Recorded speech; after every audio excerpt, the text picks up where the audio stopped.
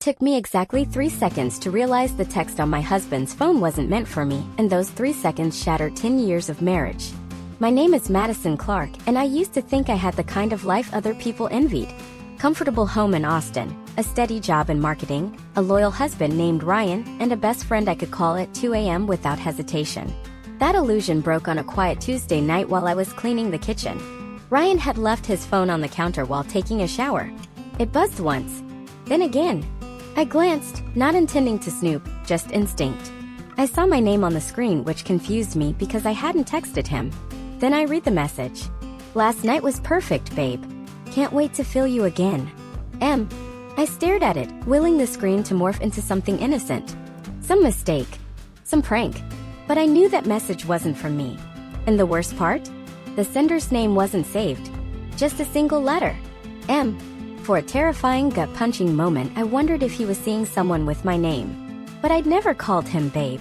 And I certainly hadn't seen him last night. He claimed to have been working late, again. I stood there frozen, the dish towel still in my hand, heart hammering in my chest as the water ran in the other room. I didn't unlock the phone. I didn't take a screenshot. I just stared. When Ryan came back into the kitchen, towels slung around his neck, hair damp, I couldn't look at him the same. My mouth went dry. Something wrong? He asked, raising an eyebrow as he reached for his phone. I shook my head. Just tired. Lie number 1. He kissed my cheek. God, I flinched and went upstairs. I stayed behind, listening to the floor creak under his steps, trying not to cry. The next day I told Lena, my best friend since college. The one person who'd seen me through every heartbreak, every career crisis, every weird Thanksgiving with Ryan's family. I met her at our usual cafe, a cozy little spot on South Congress. She ordered her usual matcha with oat milk and leaned in like always when I had news. I told her about the text. Every word. Every detail. She didn't gasp. She didn't rage. She just blinked slowly and said, "You think he's cheating?" I laughed bitterly. It sure doesn't sound like a work thing. Lena sipped her drink, then placed her hand on mine. Madison, maybe there's another explanation. Maybe it's just a flirtation. Nothing physical. I narrowed my eyes. Why are you defending him? She hesitated. I'm not. I don't want you to jump to conclusions and hurt yourself even more. It was the kind of thing a good friend would say. The kind of advice I'd given her years ago when her boyfriend cheated. I nodded, but something in her tone felt off. Too neutral. Too careful. Still, I let it go. For the next week, I played detective. I watched Ryan's schedule like a hawk. His texts became more private. He started locking his phone. Our conversations turned shallow and he barely touched me at night. One evening, I walked into his home office to bring him coffee and he jumped like I caught him stealing. Minimized his laptop. Smiled too fast. Work stuff, he mumbled, taking the mug. Thanks. That night, I checked his laptop after he went to bed. Password protected. Changed recently. He had never changed his password. The next morning, I made a decision. If I couldn't get answers from him, I'd look elsewhere. Lena had always been tech-savvy. In college, she could hack into student portals just to change her class times. So I asked her, half joking, half serious, if I wanted to find out if Ryan's cheating, what would you suggest? She looked uncomfortable. Madison, don't go down that road. It'll drive you crazy. That wasn't a no. That wasn't even advice. It was a warning. And suddenly, I couldn't ignore the facts. The late-night calls. The sudden interest in going to the gym. The new cologne he didn't tell me about. The locked phone. And the fact that he and Lena had been spending more time together lately. She said it was to keep me distracted. One night, I found an old backup of Ryan's phone on our shared iCloud. I don't know what I expected. I was trembling as I clicked through it. What I found? Photos. Messages. Hidden under a name I didn't recognize at first, Marcella. A fake contact. But the pictures weren't fake. One selfie in a hotel room. Another at a restaurant I'd never been to. And then, one that turned my stomach. Ryan. Shirtless. Smiling. With a reflection in the mirror. The woman behind him? Lena. I dropped the laptop. Literally. It fell from my lap and thudded on the carpet, but I didn't even notice. My chest felt tight, my ears were ringing, and I sat there in silence, the taste of betrayal filling my mouth. I didn't cry. I didn't scream. I just sat. My best friend. My husband. I felt like a side character in my own life. The next day, I invited Lena to my house. "I need your help," I texted. "It's important." She came, like she always did. Familiar steps on my porch. Familiar knock. I opened the door with a smile. Let her in. Offered coffee. I watched her closely. Studied every blink, every breath. Then I said, "You ever stay at the Hotel Valencia in San Antonio?" She froze. "No," she said. "Why?" I smiled slightly. "Just curious. Ryan had a conference there last month." Another pause. I opened my laptop and turned the screen toward her. The photo was still open. Her face in the reflection. I watched the color drain from hers. "Madison," she began. "How long?" I asked. She swallowed hard. "It wasn't supposed to happen." "How long?" She closed her eyes. "Almost a year." Silence. It was like every word in the world was suddenly too loud. My brain was screaming. My heart was whispering. And my mouth, well, it didn't know what to say. "Why?" I finally asked. Lena shook her head, tears forming. "I didn't mean to fall for him. It just happened." "You didn't fall for him," I snapped. "You stole him." She reached for my hand. I pulled away. "You were my sister," I whispered. She said nothing. There was nothing to say. I walked to the door, opened it wide, and waited. She left without another word. That night, I didn't sleep. I laid in bed beside a man I no longer recognized, thinking about the 10 years we had built, and the lies he had carefully layered over them. The next morning, he handed me a coffee like nothing had changed. I looked him dead in the eye. "I know." He blinked. "Know what?" "About you and Lena." He didn't deny it. He just sighed. And then he said the one thing that truly broke me. "I was going to tell you, after I filed." "Filed what?" I asked. He hesitated. "The divorce." He walked away. Just like that. He didn't apologize. He didn't explain. He just left. After Ryan left that morning, I sat in silence for hours. I didn't cry. Not yet. It was like my body hadn't caught up with my reality.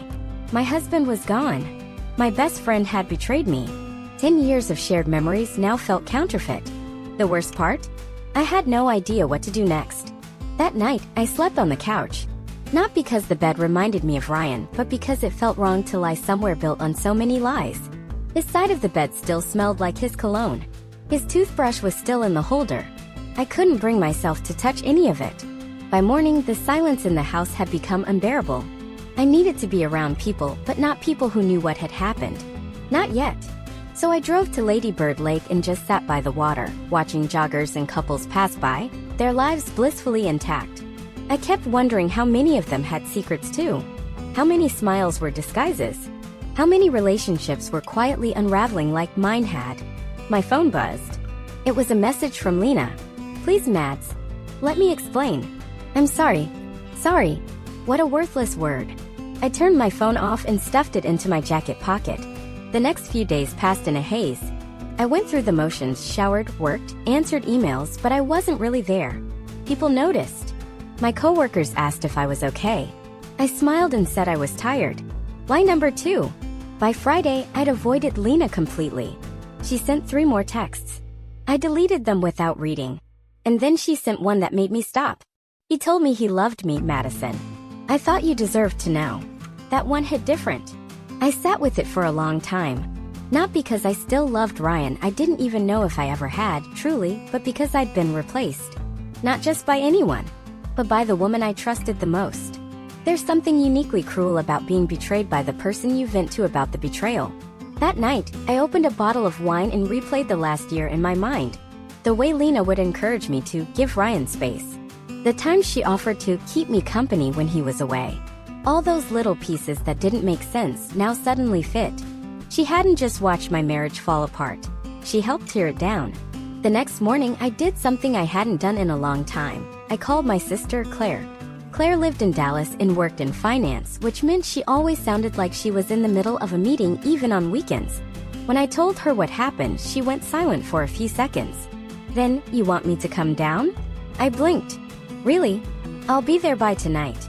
True to her word, Claire showed up 6 hours later with a duffel bag, takeout from my favorite taco place, and zero judgment in her eyes. We sat on the floor eating tacos, drinking wine, and dissecting my failed marriage like surgeons at an autopsy. You realize they've probably been doing this for a while, she said. I nodded. She admitted almost a year. Claire frowned. You gonna let them keep your peace too? Or are you gonna do something? I wasn't sure what something meant, but the next day I found out. Sunday morning, I walked into the yoga studio where Lena taught weekend classes. It was petty, I know, but I needed to see her. I needed to look into her eyes and show her that I wasn't broken, that I was still me. She looked shocked when I entered. She stumbled over her words mid-stretch instruction. I sat in the back of the class, arms crossed, not even pretending to follow along. After class, she walked over hesitant. Madison. Don't, I said. She looked pale. You came to talk? No, I replied. I came to see if you'd have the nerve to look me in the eye. She looked down. I took a breath. I just have one question. She looked up. Were you ever really my friend? Her face crumpled. Yes. I swear I didn't plan this. But you chose it. Tears welled in her eyes. He said you were drifting apart. He made it sound like you didn't care anymore. And you believed him? I asked. She didn't answer. I shared my life with you, Lena. My secrets. My fears. And you used them to take what was mine. Her voice broke. It wasn't like that. Then how was it? She reached for my hand. I pulled back again. You're not who I thought you were, I said. Then I turned and walked away. That night, I finally let myself cry. I cried for the years I'd spent pouring into people who never deserved it. For the version of me that thought loyalty would be enough. For the life I thought I had. Claire sat beside me on the couch, holding my hand the whole time. When I was done, she said something that stuck with me. You're not broken, Mads. You're just waking up. And she was right. I wasn't broken. I was done pretending. A week later, Ryan reached out. He asked if we could talk. Said he wanted to clear the air. I agreed. Not because I wanted closure, but because I wanted to look him in the face and own my story. We met at a quiet diner on the edge of town. He looked tired. Different. Like life had gotten real all of a sudden. Thanks for meeting me, he said. I said nothing. I know you're angry, he continued. I'm not angry, I said calmly. I'm free. That caught him off guard. He shifted. I never meant for things to get so complicated. But they did. I care about her. I'm sure you do, I said. But you threw away a decade for a secret. He sighed. It didn't start like that. I was just lonely. You were so busy. Distant. I leaned in. Don't you dare blame this on me. He shut his mouth. I loved you, Ryan.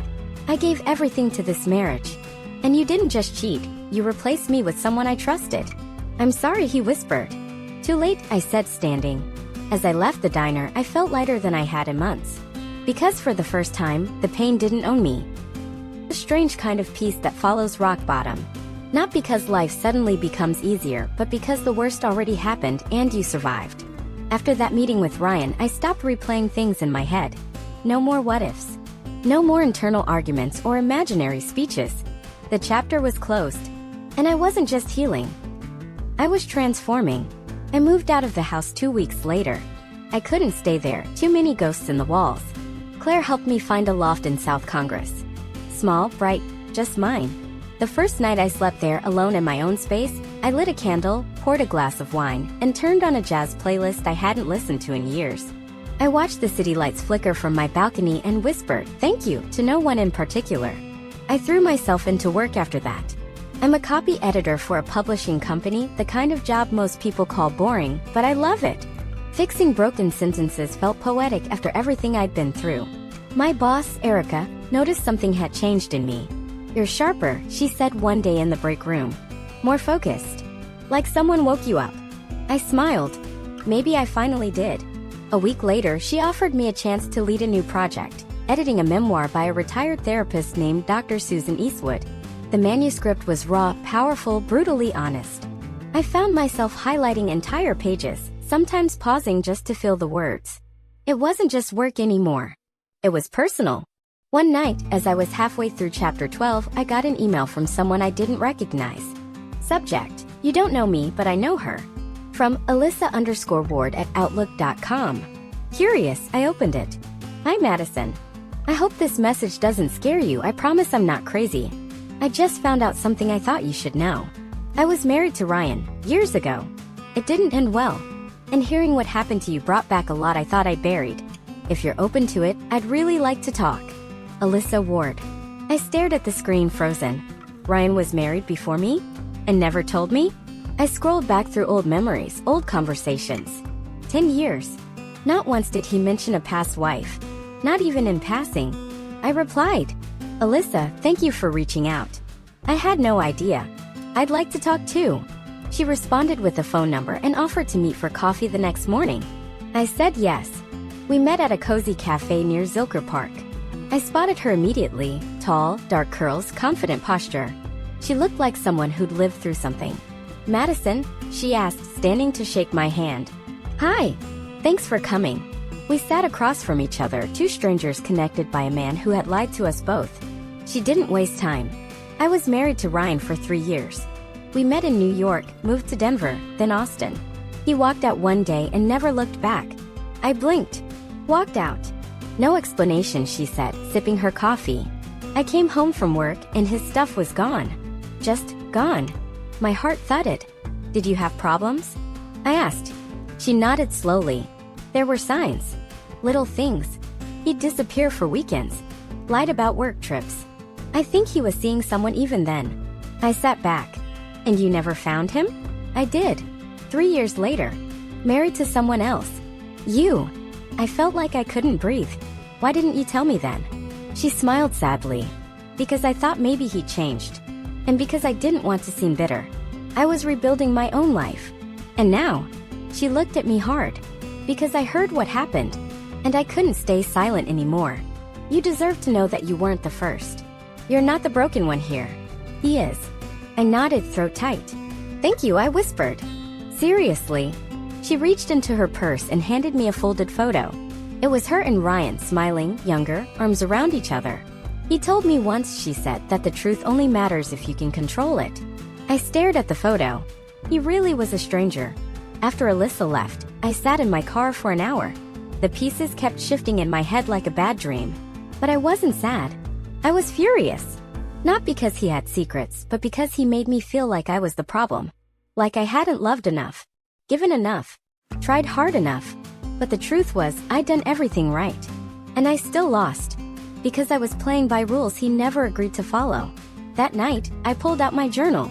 I hadn't written in weeks. But this time the words poured out of me. Not just about Ryan or Lena, but about me. Who I'd been before him. Who I wanted to become now. I made a list of everything I loved before I became someone's wife. Dancing barefoot in the kitchen. Reading poetry aloud to myself. Painting terrible abstract canvases on my balcony. Taking solo trips to random cities just because. And at the bottom I wrote, you don't have to be whole to begin again. You just have to begin. The next morning I called Erica and asked for a personal day. Then I drove out of town. Just got in the car and went. I ended up in Wimberley, a quiet little town an hour away. I'd been there once years ago with Claire. There was a lavender farm we both loved. I sat there for hours watching the purple fields move with the wind. I didn't check my phone once. And for the first time since the marriage ended, I felt genuinely okay. Not perfect. Not healed. But me. 2 days later, I got a call from an unknown number. Hello. Hi, Madison. This is Susan Eastwood. I blinked. The author whose memoir I'd been editing. Oh, Dr. Eastwood, hi. What a surprise. I wanted to thank you, she said. Your notes, your insight. I've never had an editor dig so deep. I just connected with the story. She paused. Would you consider co-authoring something with me? A follow-up. But this time about betrayal. The kind no one talks about. Not just from lovers, but from friends. My chest tightened. I'd be honored. Let's talk more next week. Something tells me you have a story worth telling too. As I hung up, I smiled. Maybe the pain wasn't for nothing. Maybe, just maybe, this was the beginning of something bigger than I'd imagined. Say time heals everything. I used to believe that too, until I realized it's not time that heals, but truth. And sometimes the truth shows up long after the damage is done, and still changes everything. 2 months had passed since I met Alyssa. My life had settled into something I could almost call peace. I was writing more, laughing more, even dancing in my kitchen again. I'd started outlining a joint book project with Dr. Eastwood, one that would explore the quieter betrayals women face, the ones that don't leave bruises, but stay under the skin for years. I thought the worst was behind me. I was wrong. It started with a text from Claire. Are you sitting down? Check your email. Right now. My heart jumped. Claire didn't do drama. I opened my email. Subject line, public notice, Ryan Carpenter lawsuit. It was an official document, a class action lawsuit filed by 3 former employees of Ryan's company. Claims of emotional abuse, manipulation, inappropriate relationships, and fraud. Fraud? I scrolled faster. The names were blurred for privacy, but one was labeled Plaintiff A, former partner and romantic associate. My breath caught. Could it be Lena? I wasn't ready to find out, but I knew I would. Because I had to. The story broke later that day. Ryan's face was everywhere. News sites, LinkedIn, even Twitter. Turns out, the company he co-founded was under investigation for hiding financial losses, coercing employees into silence, and creating a toxic work culture. The board had already suspended him. His partners were distancing themselves. But the biggest shock? A woman named Harper James stepped forward in a video interview. Blonde, poised, early 30s. A former executive assistant. And apparently the woman he dated before Lena, while still married to me. I thought I was the only one, Harper said into the camera. But then I found out about Madison, and Lena, and Alyssa. And I realized he didn't love any of us. He used us to build his story. Her voice cracked. He said I was his escape. I was just another placeholder. I didn't cry. I didn't rage. I felt hollow, like a chapter that had already ended, but someone went back and tore out the last page. Claire came over that night. She didn't bring wine. She brought Chinese takeout, a cozy blanket, and no advice. Just her presence. That was enough. I'm proud of you, she said gently. For what? For surviving a man who tried to erase you. The next day I got another email. From Lena Hayes. I froze. Hi Madison. I know I'm probably the last person you want to hear from, and I wouldn't blame you if you deleted this without reading. But I had to try. I didn't know about you. Not until months in. And when I found out, I confronted him. He told me you were separated. That you both moved on. I believed him. I shouldn't have. I stayed with him because I didn't want to be wrong. But I was. About everything. Now he's under investigation and I've left. For good this time. I'm so sorry, Madison. I truly am. Lena. I stared at the screen for a long time. I wanted to hate her. I wanted to scream too little too late. But I didn't. Because I knew that ache, the need to believe someone you wanted to trust. The shame when you realize you were played. I didn't reply. Not because I was angry. But because I had nothing left to say. Some wounds don't need closure. They just need distance. A week later, I stood on stage next to Dr. Eastwood at a local women's summit. We were presenting the outline of our book, Borrowed Love, The Silent Weight of Hidden Betrayal. When it was my turn to speak, I took a breath, looked out at the crowd, and said, sometimes the hardest part of betrayal isn't what was done to you, but what you told yourself to justify staying. The audience was silent. Listening, we convince ourselves that loyalty is strength, that if we love harder, they'll come back different. But the truth is, love doesn't fix what a person refuses to admit. And loyalty means nothing without honesty. I didn't mention Ryan's name. I didn't need to. It wasn't about him anymore. This was my story now. After the summit, I walked out into the courtyard. The sky was turning gold. Austin's spring air was soft, warm. A familiar voice called out behind me. Madison. I turned. It was Alyssa. We hugged like old friends. Crazy week, I said, shaking my head. Understatement of the century, she replied. We sat on a bench under a blooming tree. Birds chirped above us like the world had no idea it had ever broken us. I saw the lawsuit, she said. And Lena's interview. I nodded. We weren't alone after all. No, she said. But maybe that's the point. That none of us were crazy. Or weak. Just lied to. I looked at her. Do you regret it? Loving him? She thought for a moment. No. I regret not loving myself enough to leave sooner. I smiled. That hit deep. Same. A few days later, I opened my laptop and wrote the dedication page for our upcoming book. For every woman who blamed herself for someone else's betrayal. You were always enough. They just weren't honest enough to deserve you. I hit save. And in that moment, I felt something shift, like I had finally returned to myself, whole and unashamed. Ryan's name would fade from the news in a few months. Another scandal would take his place. The world would keep spinning. but I wouldn't carry his story anymore. I had written my own, and it was beautiful.